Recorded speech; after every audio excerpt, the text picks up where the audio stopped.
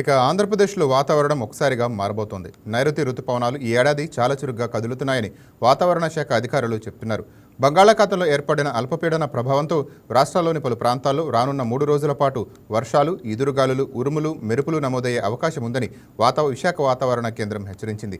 మే 16 నాటికి దక్షిణ బంగాళాఖాతం, అండమాన్ సముద్రం, అండమాన్ నికోబార్ దీవుల ప్రాంతాల్లో నైరుతి రుతుపవనాల పురోగతికి అనుకూల పరిస్థితులు ఏర్పడుతున్నాయని అంటున్న విశాఖ వాతావరణ శాఖ అధికారి జగన్నాథ్ కుమార్తో మా special correspondent Durgaprasad face to face.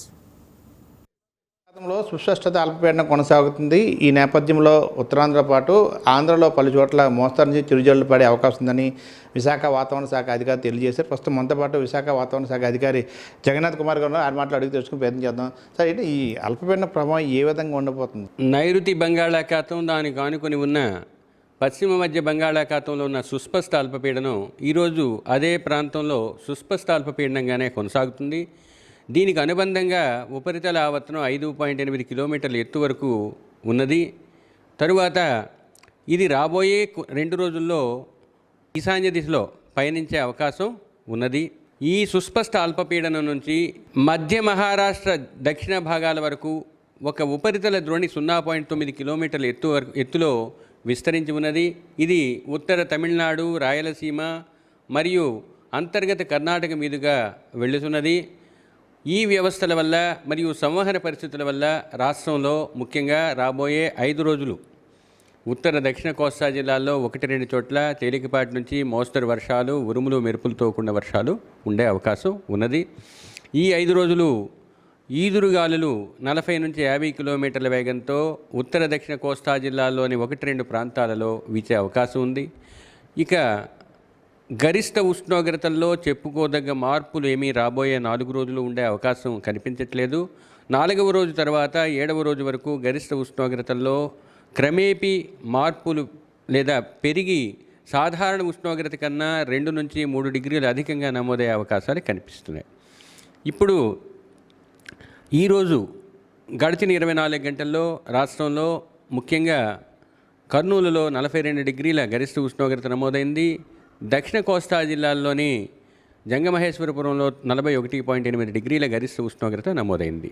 ఇక రాష్ట్రంలో ముఖ్యంగా కోస్తా జిల్లాల్లో ఉష్ణోగ్రతలు సాధారణ స్థాయి కన్నా తక్కువగానే కొనసాగుతున్నాయి. గరిష్ట ఉష్ణోగ్రతలు గడిచిన 24 గంటల్లో వర్షపాతం పెద్దగా నమోదు కానప్పటికీ రాబోయే 5 రోజుల్లో చిరుజల్లులు ఉండే అవకాశం కనిపిస్తుంది. ఇక ఋతుపవనాల పరిస్థితికి వచ్చినట్లయితే 16వ తేదీ నాటికి దక్షిణ బంగాళాఖాతం, అండమాన్ సముద్రం, అండమాన్ నికోబార్ దీవుల సమీపానికి 16వ తేదీ నాటికి చేరుకునే అవకాశం నైరుతి ఋతుపవనాలకు ఉన్నది. తదుపరి కొన్ని వారాలలో కేరళ తీరాన్ని, తదుపరి ఆంధ్రప్రదేశ్లో ఉన్న భాగాలను కవర్ చేసే అవకాశం ఉంటుంది. ప్రస్తుతానికి 16వ తేదీ నాటికి నైరుతి ఋతుపవనాలు బంగాళాఖాతం మరియు అండమాన్ పరిసర ప్రాంతాలకు చేరుకునే అవకాశం ఉన్నది. ఈ ద్రోణి ప్రభావంతో ఈ రాగల 3 రోజుల పాటు ప్రథమంగా ఉత్తరాంధ్రలో ఏ విధంగా ఉండే అవకాశం ఉంది సార్?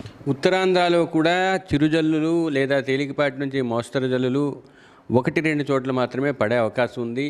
ఈ వ్యవస్థ ఈశాన్య దిశకు మూవ్ అయ్యే అవకాశం ఉన్నందువల్ల ప్రస్తుతానికి చిరుజల్లులు, తేలికపాటి మోస్తరు జల్లులు ఉండే అవకాశం ఉన్నది. ఉరుములు మెరుపులు మాత్రం కొనసాగే అవకాశం ఉంది. మొత్తానికి ఏదైతే ఈ నైరుతి బంగాళాఖాతంలో ఏర్పడిన ఈ అల్పపీడన ప్రభావంతో రాగల 3 రోజుల పాటు రాష్ట్రంలో పలు చోట్ల మోస్తారు నుంచి చిరుజల్లు పడే అవకాశం ఉంది. మరోవైపు ఉరుములతో కూడిన మెరుపులతో కూడిన వర్షాలు పడే అవకాశం ఉంది. అదేవిధంగా ఈ నెల 16న అండమాన్కి ఏదైతే ఋతుపవనాలు తాకే అవకాశం ఉంది. మరోవైపు పూర్తి స్థాయిలో మరొక వారంలో ఋతుపవనాలకు సంబంధించి కానీ వర్షాకాల ప్రభావం కానీ పూర్తి స్థాయిలో తెలిసే అవకాశం ఉంది. కాబట్టి ఈ రాగల 3 రోజుల పాటు పలు ప్రాంతాల్లో చల్లటి వాతావరణం ఉంటుంది. దాని తర్వాత క్రమేపీ ఉష్ణోగ్రతలు కూడా పెరిగే అవకాశం ఉంది. ఈ నేపథ్యంలో ప్రజలు కూడా అప్రమత్తంగా ఉండాలని వాతావరణ శాఖ అధికారులు తెలియజేస్తున్న అంశంగా మనం చూడొచ్చు. వీడియో జర్నలిస్ట్ కిషోర్తో దుర్గాప్రసాద్, YK న్యూస్, విశాఖ నుండి.